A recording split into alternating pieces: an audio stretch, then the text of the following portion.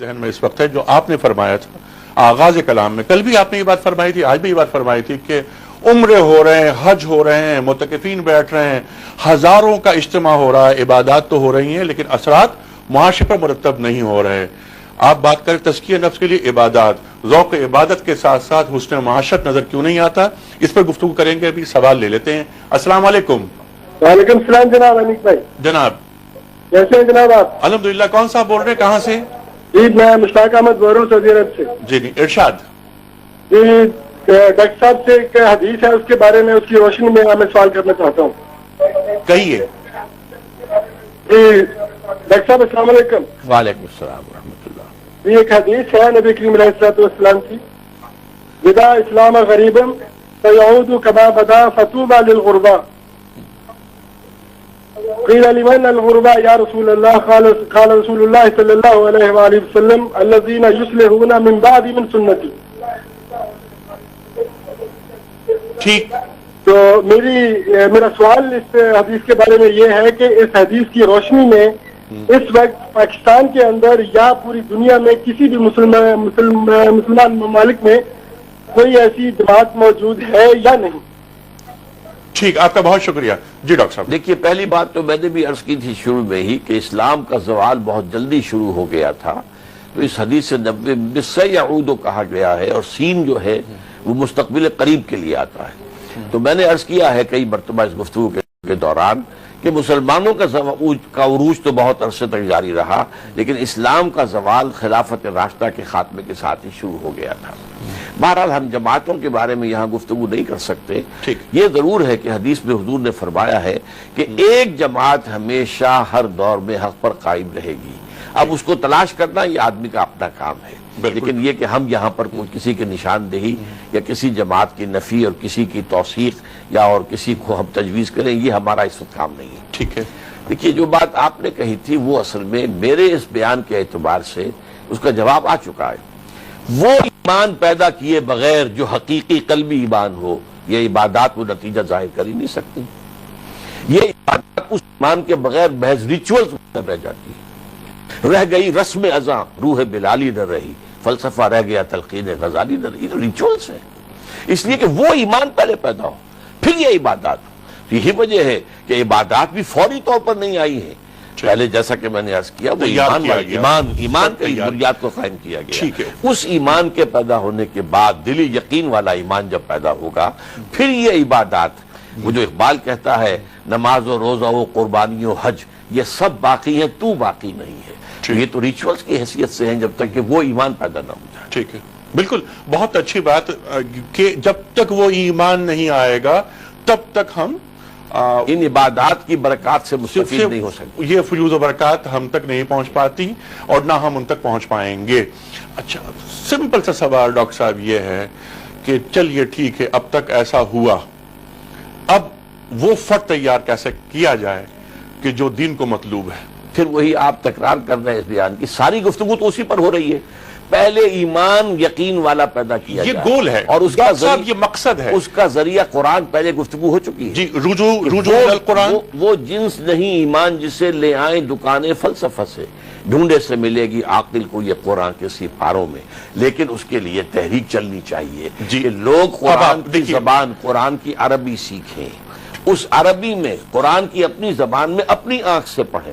اگر آپ ٹرانسلیشن پڑھ رہے ہیں تو آپ در حقیقت اپنی آنکھ سے قرآن نہیں پڑھ رہے، ٹرانسلیٹر کی نگاہ سے قرآن پڑھ رہے. یہ بات آپ نے فرمایا. طریقہ کار یہ ہوگا، یہ ہے کہ وہ انسپائر نہیں کرتا، اس سے کچھ نالج حاصل ہوتا ہے، لیکن جو انسپیریشن ہے تیرے ضمیر پہ جب تک نہ ہو نزول کتاب گرا کشاہ نہ راضی نہ صاحب کشاف. تاثیر کی اہمیت ہے، تو اس کی اصل میں تفصیل ہے.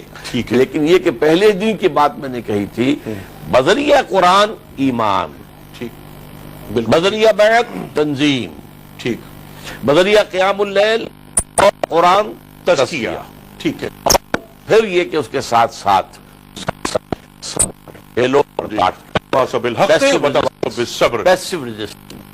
کوئی جوابی کارروائی. بالکل ٹھیک ہے. اور اللہ اپنی تمام تر ایکٹیویٹیز کا مرکز و منبع خوشنودی رب.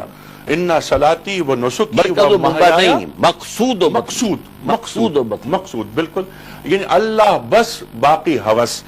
اچھا اب سوال یہ جیسے آپ نے فرمایا کہ قرآن کریم سے رجوع، عربی سیکھیں، آپ نے فرمایا رسول کریم صلی اللہ علیہ وآلہ وسلم جب تزکیہ کرتے، میرا سوال آپ سے یہ تھا، تزکیہ کرتے ہیں افراد کا، کیا وہ یہ وہاں پر یہ آپ نے فرمایا کہ پہلے تم عربی سیکھو، پہلے تم قرآن کریم سے قریب اس انداز سے ہو؟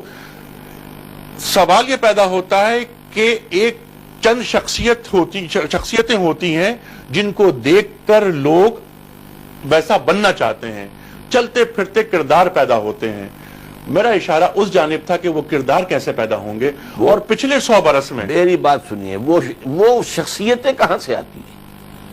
جب بات پہلی آپ کر رہے ہیں، جب میں نے عرض کیا کہ پہلا حکم بھی قرآن کا ہے، پڑھو قرآن، رات کو کھڑے رہو اور پڑھتے رہو پڑھتے رہو پڑھتے رہو پڑھتے رہو، اور قرآن عربی سیکھنے کا تو سوال ہی وہاں نہیں تھا، ان کی اپنی زبان تھی، از دل خیزت بر دل ریست، حضور کی زبان مبارک سے یتلو علیہم آیاتہ یتلو علیہم آیاتہ یتلو علیہم آیاتہ، حضور کی زبان مبارک سے کی بات قرآن رہے گی ادا ہو جاری۔ رہا ہے۔ اس وقت ہمیں جانا ہے بریک کی جانب۔ ڈاکٹر صاحب بریک سے قبل ہم بات کر رہے تھے وہ فرد کی تیاری کی، یتلو علیہم آیاتہ ویزکیہم ویعلمہم الکتاب والحکمہ کے تعلق سے بات ہو رہی تھی۔ اچھا تو کردار سازی کی بات کہ کردار کیسے بن کر سامنے آتا ہے، یتلو علیہم آیاتہ کے بعد ویزکیہم کی بات ہو گئی، کتاب اور علم اور حکمت کی جو بات ہوتی ہے اس پر گفتگو آپ نے نہیں فرمائی، میں چاہتا ہوں ذرا سی گفتگو آپ اس پہ فرما دیں، پھر ہم مدنی دور پہ چلتے ہیں۔ یہ ایک بہت اہم نقطہ ہے جس کی طرف آپ نے توجہ دلائی ہے۔ یہ مضمون قرآن مجید میں 4 مرتبہ آیا ہے، لیکن چاروں مرتبہ مدنی صورتوں میں آیا ہے۔ اچھا یتلو علیہم آیاتہ سب سے پہلے سورہ بقرہ کے یہ 15ویں رکوع کے آخر میں آتا ہے کہ حضرت ابراہیم اور اسماعیل نے دعا کی تھی، اللہ یہاں پہ ہماری جو امت ہوگی، ہماری اولاد ہوگی، اس میں اپنا ایک نبی اٹھائیے، اور وہ کعبے کی دیواروں کو اٹھا رہے ہیں۔ اذ یرفع ابراہیم القواعد من البیت و اسماعیل، اس وقت بھی دعا کی تھی۔ پھر اسی سورہ مبارکہ کے 18ویں رکوع کے آخر میں آ گیا، دیکھو وہ تمہارے جد امجد ابراہیم کی دعا کا ظہور یہ محمد کی شکل میں آ گیا صلی اللہ علیہ وسلم۔ کما ارسلنا فیکم رسولا منکم یتلو علیکم آیاتنا ویزکیکم الی الآخر۔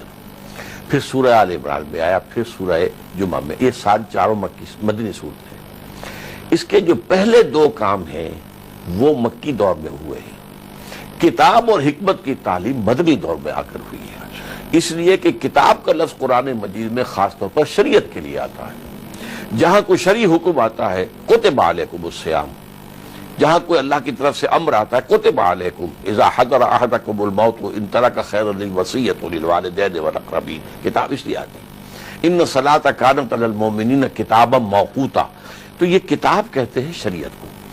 آیات قرآنیہ جن سے کہ ایمان پیدا ہوتا ہے، ایمانی مباحث، یہ آپ کو مکی صورتوں میں ملیں گے، لیکن یہ کہ شریعت کے احکام مکی صورتوں میں نہیں ملیں گے۔ یہ تعلیم میں کتاب اور تعلیم میں حکمت اصل میں یہ مدنی دور کی بات ہے، یہ تکمیل ہے اس پروسیس کی جس کا کہ مکے میں آغاز ہوا ہے، اس میں تلاوت آیات اور تزکیہ کے ذریعے سے۔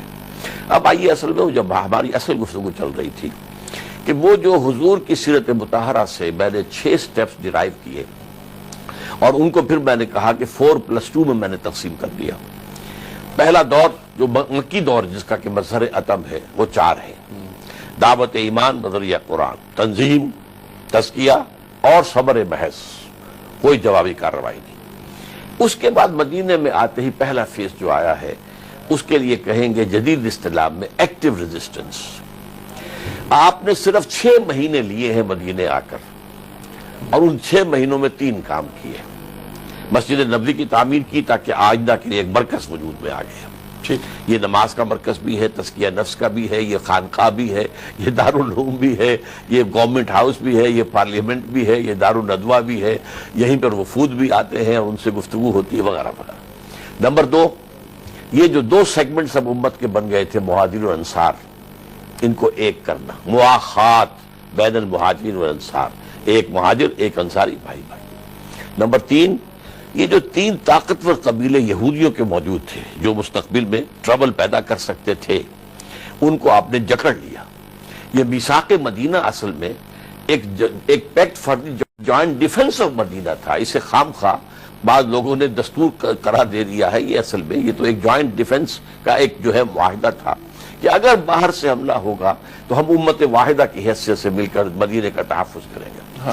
7ویں مہینے سے حضور نے چھاپا مار دستے بھیجنے شروع کر دیے.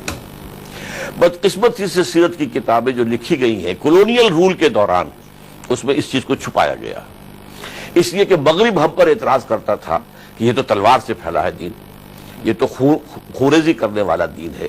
تو موقف ہمارے دانشوروں نے جن میں بہت بڑے مقام پر علامہ شبلی بھی ہیں یہ اختیار کیا کہ نہیں یہ تو ساری دفاعی جنگیں تھیں، یہ 100% غلط ہے. اصل میں اقدام کیا حضور نے مکے میں خود. یہ تو آپ سب امت کے بن گئے تھے مہاجر و انصار، ان کو ایک کرنا، مواخات بین المہاجرین والانصار، ایک مہاجر ایک انصاری بھائی. نمبر 3، یہ جو 3 طاقتور قبیلے یہودیوں کے موجود تھے جو مستقبل میں ٹربل پیدا کر سکتے تھے ان کو آپ نے جکڑ لیا. یہ میثاق مدینہ اصل میں ایک pact for the joint defence of Medina تھا. اسے خام خواہ بعض لوگوں نے دستور قرار دے دیا ہے. یہ اصل میں یہ تو ایک جوائنٹ ڈیفنس کا ایک جو ہے معاہدہ تھا کہ اگر باہر سے حملہ ہوگا تو ہم امت واحدہ کی حیثیت سے مل کر مدینے کا تحفظ کریں گے. 7ویں مہینے سے حضور نے چھاپا مار دستے بھیجنے شروع کر دیے. بدقسمتی سے سیرت کی کتابیں جو لکھی گئی ہیں کولونیل رول کے دوران اس میں اس چیز کو چھپایا گیا، اس لیے کہ مغرب ہم پر اعتراض کرتا تھا کہ یہ تو تلوار سے پھیلا ہے دین، یہ تو خوریزی کرنے والا دین ہے. تو موقف ہمارے دانشوروں نے جن میں بہت بڑے مقام پر علامہ شبلی بھی ہیں یہ اختیار کیا کہ نہیں یہ تو ساری دفاعی جنگیں تھیں، یہ 100% غلط ہے. اصل میں اقدام کیا حضور نے مکے میں خود. یہ تو آپ کا فرض منصبی تھا کہ دین کو غالب کرنا ہے. آپ مدینے کی کھجوروں کی چھاؤں میں بیٹھ کر آرام کرنے کے لیے مدینے نہیں گئے تھے. آپ کو تو الٹرنیٹ بیس چاہیے تھا جہاں سے آپ اپنی اگلی جو مہم ہے اپنی انقلابی عمل کی اس کو لانچ کر سکیں. لہذا 6-8 مہمیں ہیں غزوہ بدر سے پہلے، پلیز نوٹ، جن میں 4 میں حضور خود شریک ہوئے اور وہ اسی لیے غزوات کہلاتے ہیں، اور 4 جو ہے سرایا ہے. اچھا، انہی میں ایک سریہ جو ہے نخلا کا، وہاں پر مسلمانوں کے ہاتھوں ایک کافر کا قتل ہو گیا، مشرک کا، مکے والے کا. پہلا قتل ہجرت کے بعد مسلمانوں کے ہاتھوں ایک مشرک مکہ کا ہوا ہے. اور یہ جو قافلوں کا پیچھا حضور کر رہے تھے، یہ اکنامک بلاکیڈ آف مکہ، اس لیے کہ ان کا ذریعہ معاش تو یہ تجارت ہی تھی.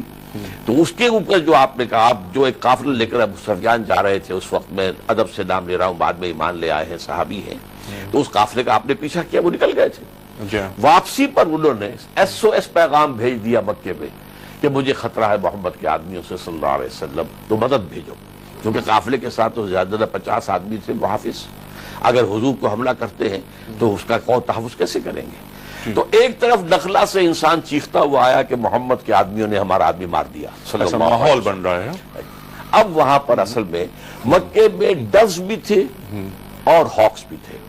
ابو جہل، ابو عقبہ ابن ابی معیط کے قسم کے لوگ چاہتے تھے کہ ہم جائیں مدینے پر حملہ کریں اور وہ اس سارا معاملہ ختم کر دیں. لیکن عتبہ ابن ربیعہ ان کا ایک سینئر آدمی تھا، حکیم بن حزام تھے جو حضرت خدیجہ کے رشتہ دار بھی تھے، وہ بھی ابھی ایمان نہیں لائے تھے، بعد میں ایمان لے آئے. یہ ڈوز میں سے تھے. بالکل ٹھیک. ان کا کہنا یہ تھا. ڈاکٹر صاحب، یہی گفتگو آپ کی رہے گی جاری، تفصیل سے بات کریں گے. ظاہر مدنی دور ہے، اس وقت ہمیں جانا ایک بریک کی جانب. خواتین و حضرات، تلاش حق، اعلان حق، اور اب مرحلہ ہے نفاذ حق کا، جس کا آغاز ہو رہا ہے مدنی زندگی میں. ڈاکٹر صاحب، مدنی زندگی، نفاذ حق کی بات ہو رہی ہے، غزوات شروع ہوتے ہیں، سرایا کا آپ نے ذکر کیا، بات آپ کی کٹی تھی، وہی سے جوڑتے ہیں. ہاں، میں یہ کر رہا تھا کہ مکے میں ڈوز بھی تھے، یعنی جو بڑے کچھ نیک طبیعت لوگ تھے، وہ نہیں چاہتے تھے خانہ جنگی، اور ہاکس بھی تھے ابو جہل جیسے. عتبہ ابن ربیعہ ان میں جو تھا ڈوز میں، وہ ان کا سر خیل تھا، اور اس نے ایک پیارا جملہ کہا. اس نے کہا ان لوگوں سے جو ہاکس تھے کہ دیکھو، محمد اور اس کے ساتھی یہاں سے چلے گئے صلی اللہ علیہ وسلم علیہ السلام رضی اللہ عنہ، اب تمہارے سر سے گویا کہ بلا ٹل گئی. محمد وہاں جا کر بھی نچلے بیٹھنے والے تو نہیں ہیں، اب وہاں ان کا تصادم بقیہ عرب سے ہوگا. اب اگر محمد سارے عربوں کو اوپر جیت جائے تو what do we stand to lose؟ ہمارا یہ اپنی آدمی ہے نا، محمد قرشی ہے نا، ہماری حکومت قائم ہو جائے گی پورے عرب پر. اور اگر عربوں نے ختم کر دیا محمد کو صلی اللہ علیہ وسلم تو جو تم چاہتے ہو وہ ہو جائے گا، اور تمہاری اپنی تلواریں اپنے بھائیوں کے خون سے رنگین نہیں ہوں گی۔ لیکن یہ فضا بھی چل رہی تھی کہ ادھر سے آگیا چیختا ہوا ایک شخص نخلا سے، ہمارا آدمی مار دیا محمد کے آدمیوں نے صلی اللہ علیہ وسلم، ادھر سے پیغام آ گیا SOS ابو سفیان کا، اب وہ تجارتی قافلہ لوٹ لیا گیا، لوٹ لیا، خبر آ گئی، ایک خدشہ، اندیشہ، لہذا یہ اب فوج نکلی ہے وہاں، حضور کو وحی کے ذریعے سے خبر ہو گئی، اور اس کے بعد جو ہے اب تفصیل میں ہم نہیں جا سکتے، یہ پہلا مارکہ ہوا جسے ابو جہل نے کہا تھا یہ یوم الفرقان ہوگا، پتہ چل جائے گا کون حق پر ہے، اسے یقین تھا ہمارا 1000 کا لشکر ہے اور محمد کتنے آدمی لے آئے گا میدان میں صلی اللہ علیہ وسلم، لیکن یہ کہ اللہ نے اسے یوم الفرقان بنا دیا، فرشتوں کی مدد بھی آئی ہے، لیکن بہرحال اس کے بعد حکم ہو گیا، اب یہ final phase of the revolutionary process of Muhammad شروع ہو گیا، آرمڈ کانفلکٹ ود غزوہ بدر، اس لیے اسی وقت پھر وہ آیت نازل ہو گئی۔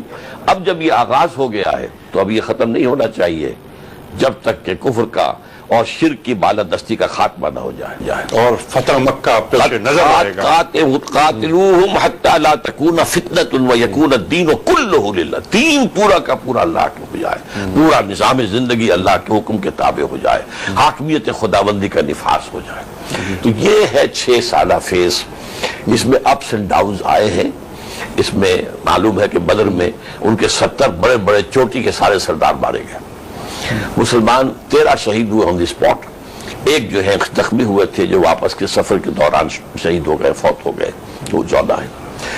احد میں مسلمانوں کی غلطی کی وجہ سے فتح مل گئی تھی، لیکن یہ کہ وہ عارضی شکست میں بدلی، مسلمانوں کا شدید نقصان ہوا، یہ اپس اینڈ ڈاؤنز تو ہوئے، لیکن یہ کہ 6 سال کے بعد بہرحال پھر آپ کو معلوم مکہ فتح ہوا ہے۔ اب یہاں جس چیز کو میں چاہتا ہوں آپ سے گفتگو کرنا، اب اگر یہ کام ہونا ہے اور ہونا ہے جی، تو 5 فیزز تو جوں کے تو ہوں گے، ڈکٹو ہوں گے، کاربن کاپی ہوں گے پروسیس آف محمد کے صلی اللہ علیہ وسلم، اور مدنی زندگی 6 کے اندر آ کر یعنی عام کانفلکٹ کے مقابلے میں قابل غور مسئلہ ہے، اور وہ کیا ہے کہ حالات جو بدل گئے ان کے پیش نظر کچھ اجتہاد کی ضرورت ہے، اجتہاد کی ضرورت ہے۔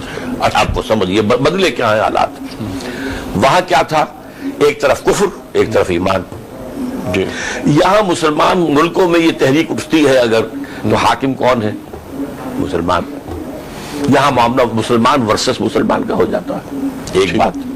نمبر 2، اس وقت عرب میں کوئی مرکزی حکومت نہیں تھی، ایک غیر رسمی سی گویا کہ پورے عرب پر قریش کی بالادستی قائم تھی، لیکن یہ کہ کوئی مرکزی حکومت تو نہیں تھی، ٹھیک ہے، کوئی سٹینڈنگ آرمیز تو نہیں تھی، کوئی لاکھوں کی آرمیز تو نہیں تھی۔ بالکل ٹھیک ہے ڈاکٹر صاحب، حالات تبدیل ہو گئے، سیاسی منظرنامہ تبدیل ہو گیا، ظاہر 1400 برس پہلے کے حالات و واقعات یہ نہیں ہیں، لیکن جو بات آپ نے فرمائی اس کا جو مغز ہے وہ نکل کر یہی آتا ہے کہ سیرت پاک صلی اللہ علیہ وآلہ وسلم کی روشنی میں ہمیں بدلے ہوئے حالات کو ذہن میں رکھتے ہوئے بھی سیرت رسول سے استنباط کرتے ہوئے اس فرد کو فنکشنل کرنا ہے کہ جس کے آگے ہمیشہ رسول کریم صلی اللہ علیہ وآلہ وسلم کی ذات اقدس اور آپ کیا دیا ہوا درس موجود رہے گا۔